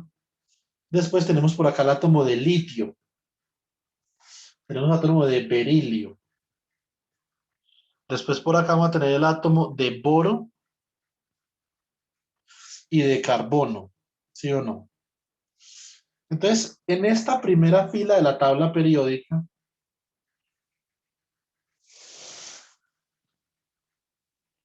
los electrones van a ocupar el orbital 1s, ¿sí o no? Entonces acá va a haber un electrón en el orbital 1s y acá van a haber dos electrones en el orbital 1s. En la segunda fila, los electrones ya comienzan a ocupar el orbital 2s. Recuerden que acá L es igual a 0, entonces no hay P de ninguna forma. Acá, entonces ya tenemos un electrón en el orbital 2s. Acá tenemos dos electrones en el orbital 2s, ¿cierto? Muy bien. Pero acá entonces ya comenzamos a llenar los orbitales P. Para el boro vamos a tener un electrón en el orbital P y para el carbono dos electrones en el orbital P. ¿Sí o no? Bueno, muy bien, porque esto es L igual a 0 acá, entonces ML es igual a 0, por lo tanto esto solamente puede tener una doble ocupación ahí. Entonces, si yo quisiera escribir la estructura electrónica del carbono acá, lo que yo tengo que hacer es hacer lo siguiente. Entonces, el carbono tiene la siguiente estructura electrónica. Tiene dos electrones acá, tiene un llenado de la primera capa, o sea que la capa 1s está llena. Ya tiene dos electrones en la capa 1s, tiene dos electrones en la capa 2s y tiene dos electrones en la capa 2p, ¿sí o no? Esta es la estructura del helio, por eso es que esto a veces se escribe como la estructura electrónica del gas noble de la fila anterior, acá 2s2 y acá 2p2. Esta forma de yo hablar del carbono, ¿sí o no? Esta forma particular en la que yo hablo del carbono es en términos de notación de grados de libertad de una sola partícula. Pues, single particle, degrees of freedom, ¿cierto?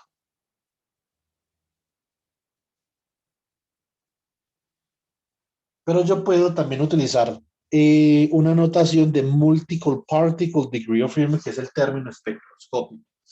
Estos átomos de acá son átomos tipo S, ¿cierto? Hidrógeno, helio, litio, berilio, ¿sí o no? Estos van a ser átomos tipo P. Vamos a ver una cosa. Vamos a calcular para el carbono, vamos a calcular entonces el spin total. Listo, muy bien. Entonces recordemos. L igual a 0, ML igual a 0, ¿cierto? Up, down. L igual a 1, ¿cierto? Que es el caso del carbono. Son orbitales P. Entonces ML igual a menos 1,1, ¿cierto?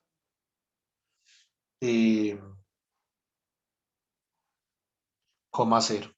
Pero para n igual a 2, es decir, para esta capa también se admite que L sea 0.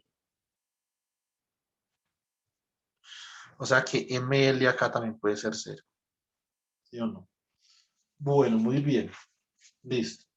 Entonces acá S, nosotros vamos a utilizar la expresión que nosotros conocemos. Entonces, para la última capa,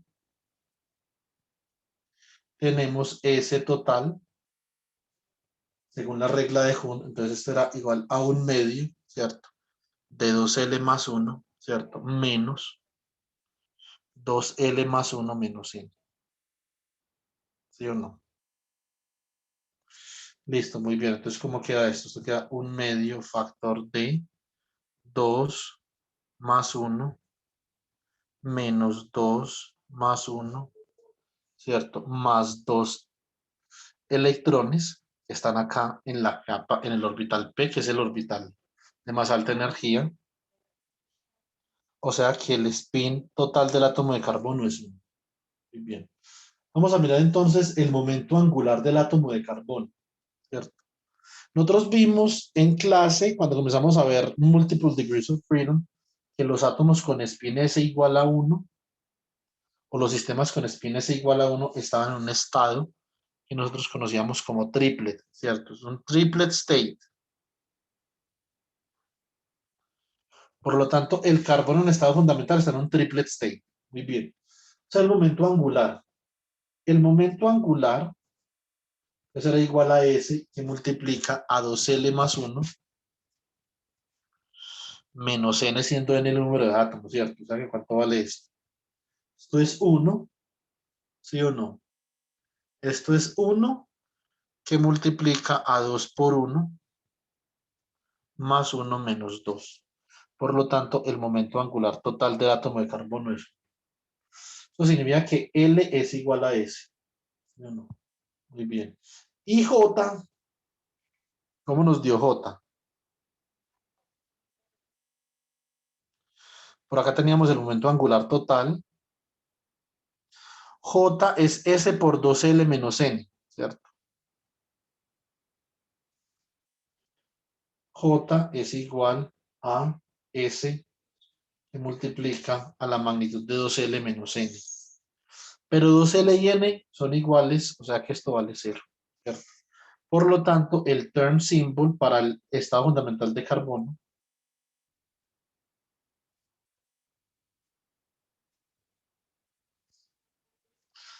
¿cuánto vale 2S más 1? Es igual a 3. ¿Cuánto vale 2L más 1?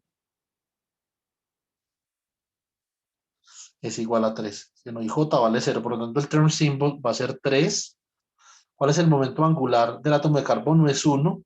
Nosotros vamos a la tablita para L igual a 1. Entonces nosotros tenemos P. Por lo tanto, esto es 3P0. Ese es el term symbol para el átomo de carbono. En el estado fundamental, pues. Tenemos acá la tablita de ahorita.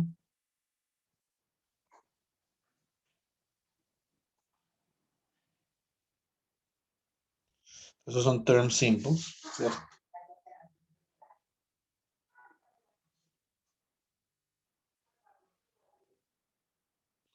Y miramos en el átomo de carbono, que efectivamente ustedes pueden ver que es 3P0, ¿sí o no? Muy bien.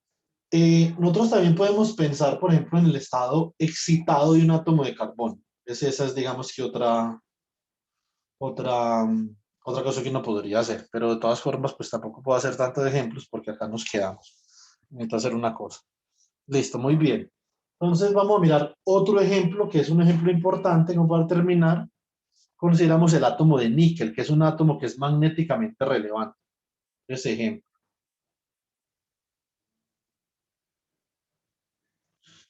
Término espectroscópico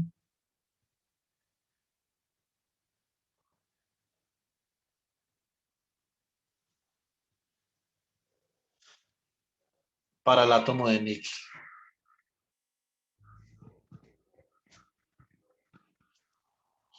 Muy bien. Entonces, para el átomo de níquel, yo tengo níquel L igual a 2. Tenemos d orbitals. Y recuerden que el outer shell configuration El outer shell configuration del átomo de níquel era 3d8. Por lo tanto, tenemos que ubicar 8 electrones en la última capa de momento angular del átomo de níquel. ¿Sí? Entonces vamos a mirar a ver cómo nos da esta vuelta acá. Entonces S va a ser igual a ¿quién? 2L más 1 es igual a 5, ¿cierto? 2L más 1, que es el factor de degeneración, es igual a 5. Pero tengo N igual a 8. O sea que tengo que utilizar acá la expresión. Esta va a ser la expresión para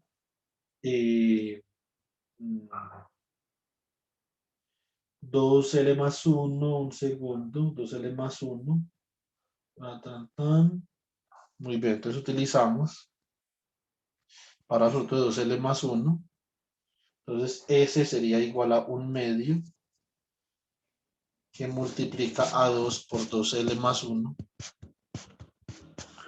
menos N.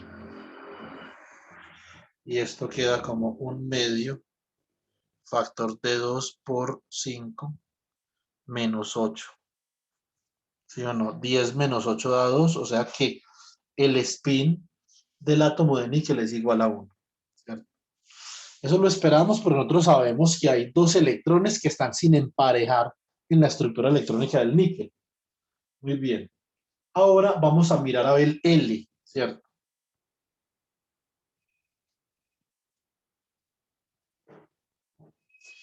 Total orbital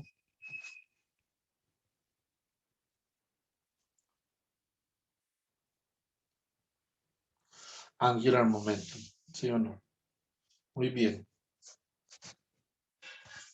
Entonces tenemos que L es igual a S que multiplica a N menos 2L más 1. ¿Sí o no? Entonces esto sería S es 1, N es 8 y 2L más 1 es 5. O sea que esto es 3.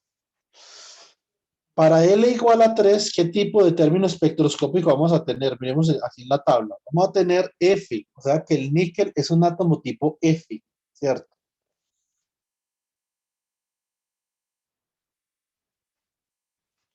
Nickel is an F atom, ¿cierto? Bueno, muy bien. Y acá L es mayor que S, ¿cierto?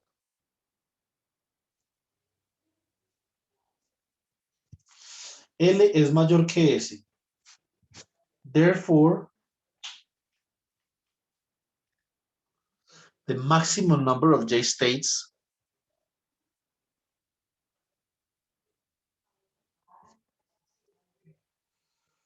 the maximum number of J states is 2S más 1. ¿Sí o no? Y entonces 2S más 1 es igual a 3. Esto también es un triplet, ¿sí o no? O sea que el níquel tiene un triplet. Vamos a ver J. Es total angular momentum. Total atomic angular momentum.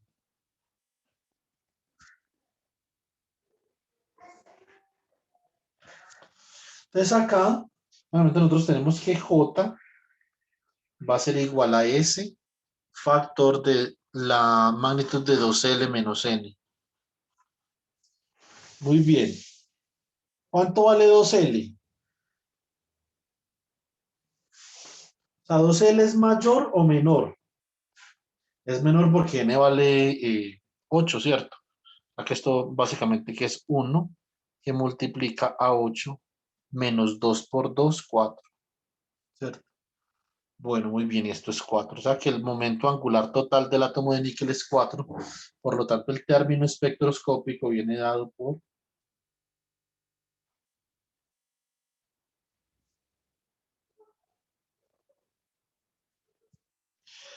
término espectroscópico para níquel.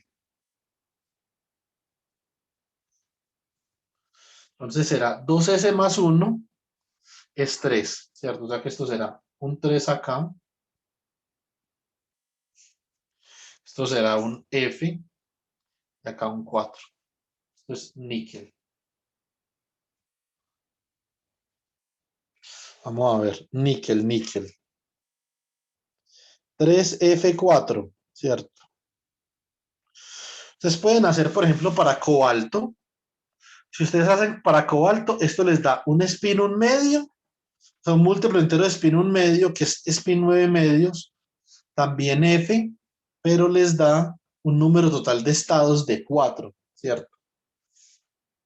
Para que eso les dé un número total de estados de 4, básicamente que el spin total tiene que ser 3 medios. 3 medios por 2 da 3, más 1 da 4, ¿cierto? Pueden hacerlo para el cobalto también. Para que ensayen, entonces miren a ver si conceptualizaron bien cómo obtener los términos de term symbols. En un examen de mecánica cuántica, por ejemplo, ya sea ahora o en el final, yo les puedo, por ejemplo, colocar la configuración de un átomo en términos del term symbol, del estado fundamental y del estado excitado, ¿sí o no? Y les puedo colocar a que calculen el desdoblamiento energético entre el estado fundamental y el estado excitado, pero no les doy energías, les doy term symbols, ¿sí o no? Ustedes deben de poder llegar. Típicamente, cuando uno habla con un experimental, a uno siempre le dan los term symbols. Eso es una forma muy natural para uno clasificar cosas, para uno clasificar especies en física atómica, ¿sí o no? Entonces es bueno uno, digamos, habituarse a esto. Es muy bueno uno habituarse a esto, A, pero B, hay, digamos, fenómenos que son fantásticos en la física atómica, que uno puede calcular a lápiz y papel, que surgen a partir de considerar los term symbols. Uno de esos es el Lamb shift, que les animo a que le peguen una busca ahí. Escuchen lo que les estoy diciendo. Lamb shift. Esto es Quantum Electrodynamics.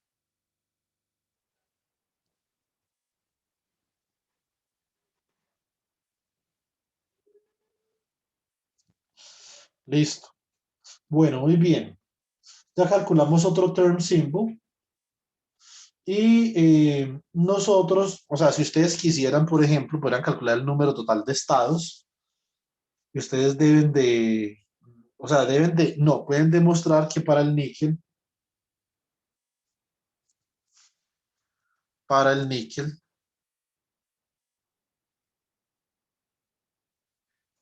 listo, Joan.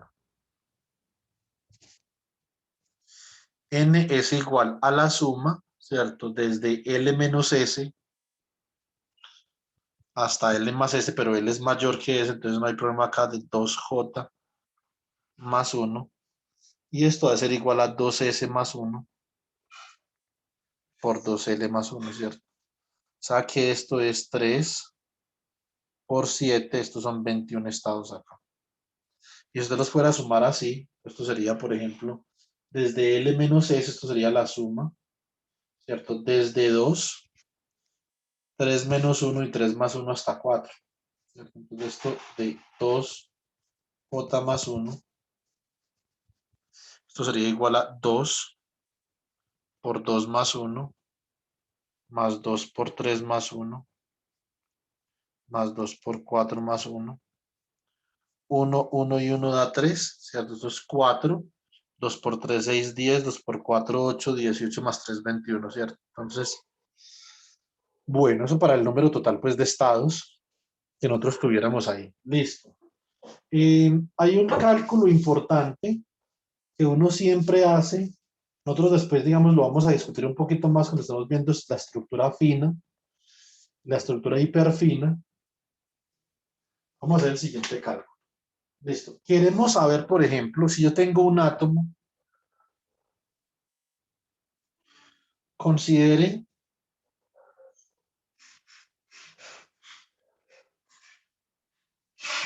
un átomo con un J máximo y J mínimo. Si yo tengo un átomo con J máximo y con J mínimo, yo quisiera calcular la siguiente cantidad. Debido al acoplamiento spin-órbita, entonces due to spin orbit interaction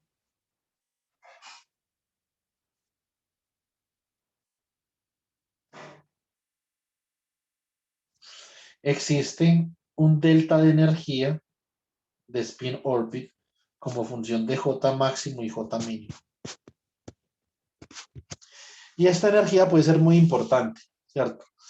Esta básicamente es igual a la energía debido a spin órbita con J máximo menos la energía debido a spin órbita con J mínimo. Muy bien. Para eso, vamos a hacer la siguiente consideración. Nosotros ya hicimos esto en clase, pero pues lo que vamos a hacer ahora también para estados de momento angular atómico. Tenemos que J va a ser igual a L más S. Y de acá nosotros habíamos obtenido, en un segundo libro la hora, gracias. Bueno, entonces habíamos obtenido que L punto S no era otra cosa que un medio factor de J cuadrado menos S cuadrado menos L cuadrado. ¿Cierto? Bueno, muy bien. Ahora nosotros recalcamos que J cuadrado actuando sobre un ket de JMJ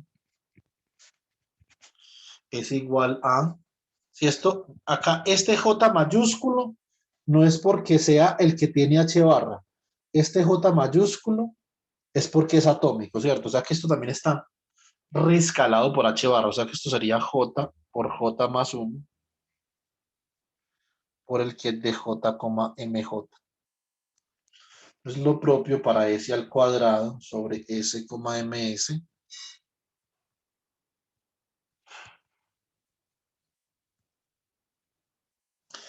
Y para L al cuadrado sobre L, ml mayúsculo. Mayúsculo porque es atómico.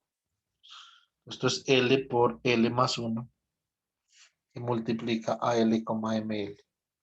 Ahora, si yo actúo con el operador spin órbita, yo quiero saber cuál es la autoenergía spin órbita. L.S de un sistema físico que se encuentra en este estado, en el que de J, S, L, Q, donde Q representa todos los otros números cuánticos que no son ni J ni S ni L, ¿cierto? Entonces esto básicamente sería como operar con un medio por J cuadrado menos S cuadrado menos L cuadrado sobre el ket JLSQ. Típicamente nosotros vamos a hacer en el teorema de Wigner-Eckhart, uno asigna por ahí otro autovalor para otros observables, ¿cierto? Que no son los observables de interés en el problema, ¿cierto? Entonces acá Q no significa nada particular, simplemente significa cualquier otra cosa que no esté ahí especificada, que no haya sido especificada en términos del operador, ¿cierto? Entonces esto como que sería como un medio, ¿cierto?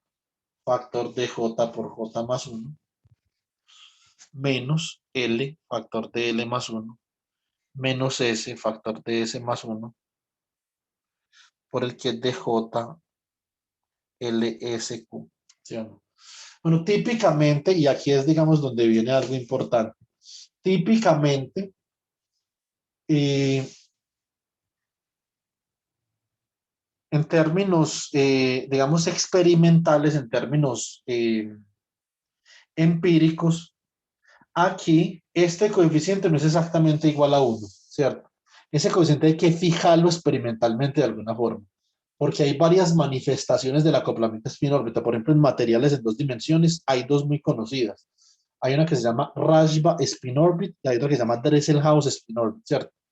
Eso depende de varias cosas, del potencial, como cuando vimos la ecuación de Dirac, sí o no. Entonces, varias cositas hay que hacer ahí. Entonces, típicamente, el hamiltoniano de spin-orbit viene expresado como lambda, que es la magnitud de spin-orbit que multiplica a L.S, ¿cierto? Muy bien. ¿Eso qué significa? Que la energía de spin orbit básicamente es lambda medios que multiplica a J por J más 1 menos L por L más 1 menos S por S más 1. ¿Cierto? Esta energía es muy importante, ¿cierto? Y sobre todo mirar si el acoplamiento spin-órbita da una diferencia de energía finita entre diferentes estados de momento angular, ¿sí o no? Si yo cambio el momento angular total de mi átomo de alguna forma con campo eléctrico, magnético, electromagnético, vibraciones, lo que sea, ¿será que hay una diferencia de energía finita entre diferentes estados de momento angular debido al acoplamiento spin-orbital? No, esto es una pregunta muy importante, ¿sí o no? Entonces, yo la puedo responder así. Entonces, E, LS de J máximo, ¿cierto? A ver, yo pienso una cosa, como para que esto no se nos complique ya mucho, hagamos un ejemplito relativamente sencillo acá. No, pues, hagamos eso de una vez así. Entonces, E, LS de J máximo menos E, LS de J mínimo. Entonces, básicamente esto es lambda medios, factor de J máximo por J máximo más 1 menos L por L más 1 menos S por S más 1 menos lambda medios que multiplica J mínimo por J mínimo más 1. ¿Sí o no? Bueno, muy bien. Entonces, esto menos L por L más 1 menos S por S más 1. ¿Listo? Muy bien. Entonces, acá tenemos, esto se va con esto de acá, esto se va con esto de acá, ¿cierto? Muy bien. Entonces, nos queda lambda medios, factor de J máximo por J máximo más 1 menos J mínimo por J mínimo más 1, ¿cierto? Pero ¿quién es J máximo? J máximo es L más S, ¿cierto? Y esto acá es L más S más 1 menos, acá esto es L menos S, bueno, naturalmente cuando L es mayor que S, pues, ¿cierto?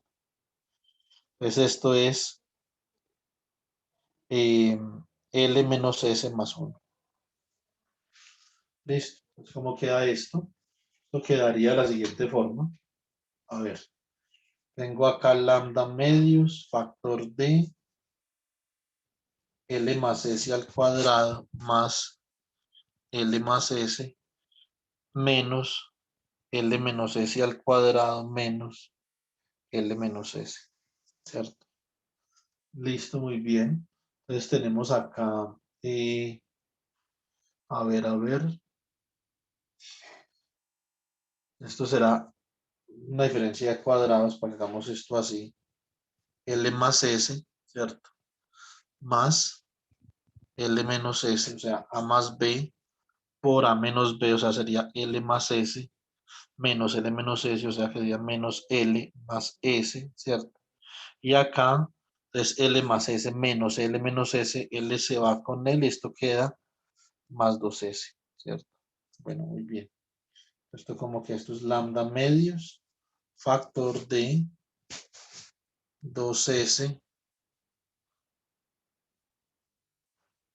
perdón,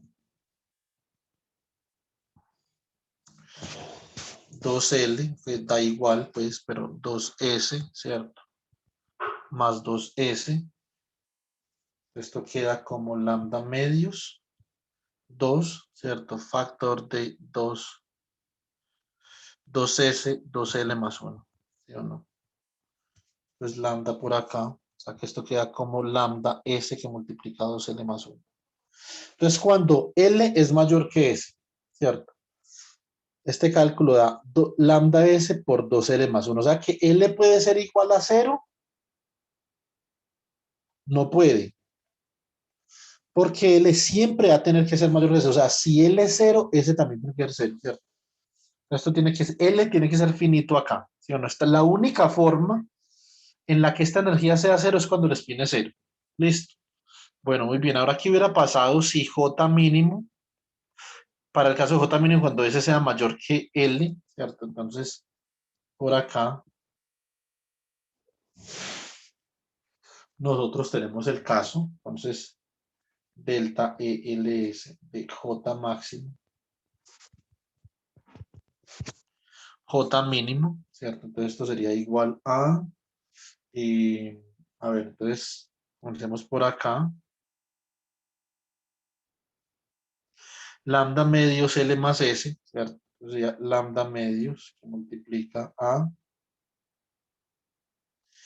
L más S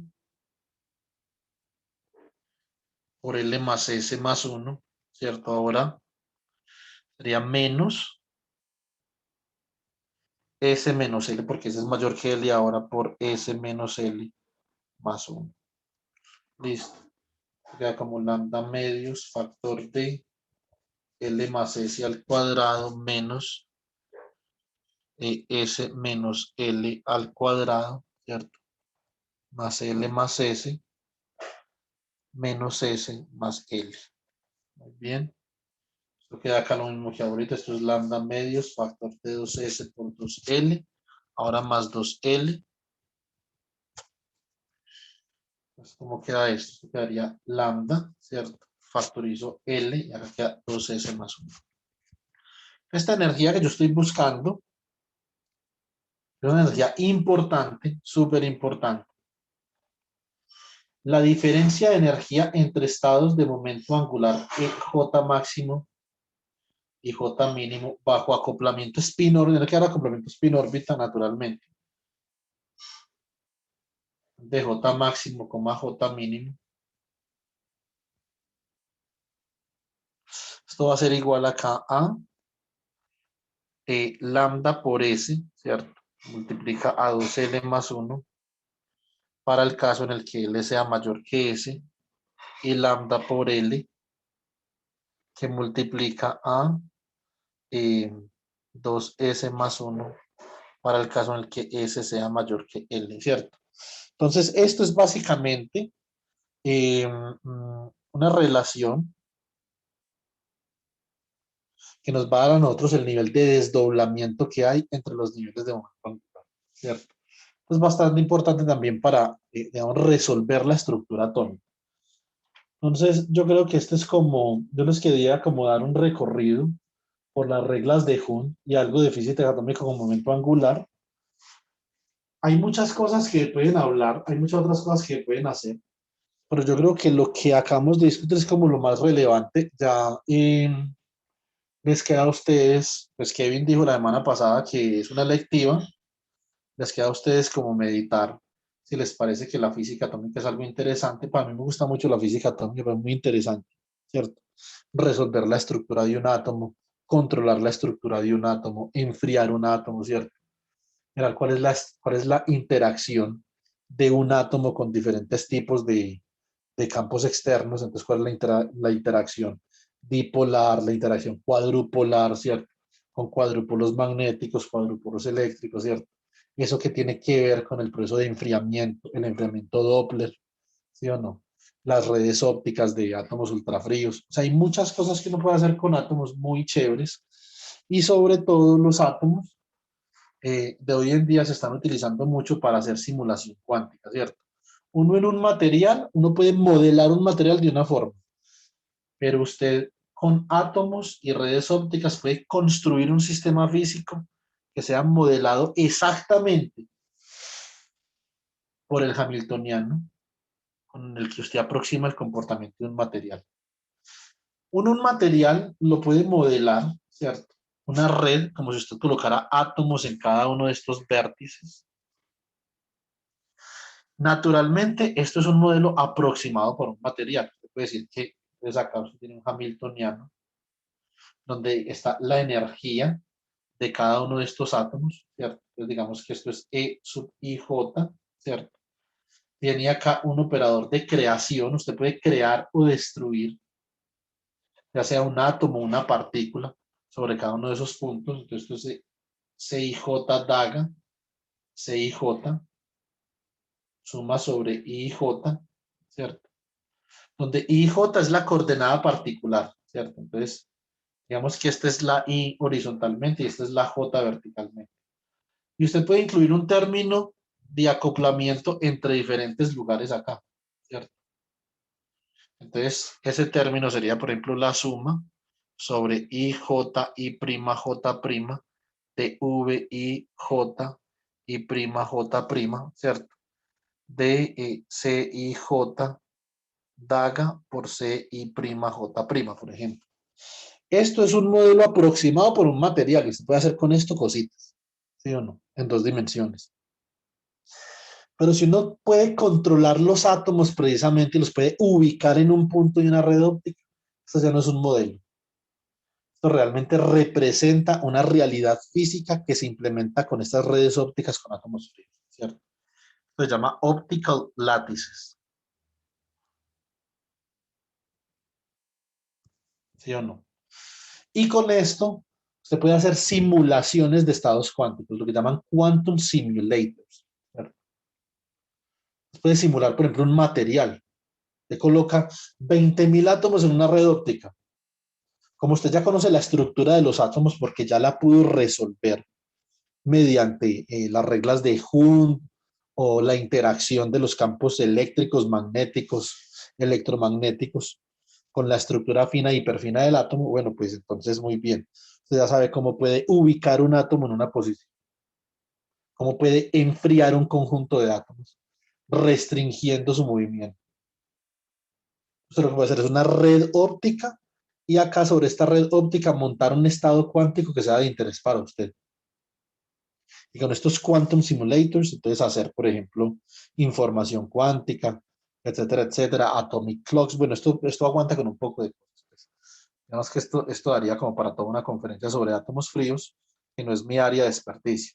Simplemente la conozco muy por encima. O por lo menos no es mi área de experticia las redes ópticas. Ahí yo trabajo en otra área con átomos fríos, pero no son redes ópticas, sino que son ondas coherentes de materia, ¿cierto? No son con redes ópticas, sino que son con geometrías de confinamiento, ¿cierto? Donde la onda de materia puede mover con libertad.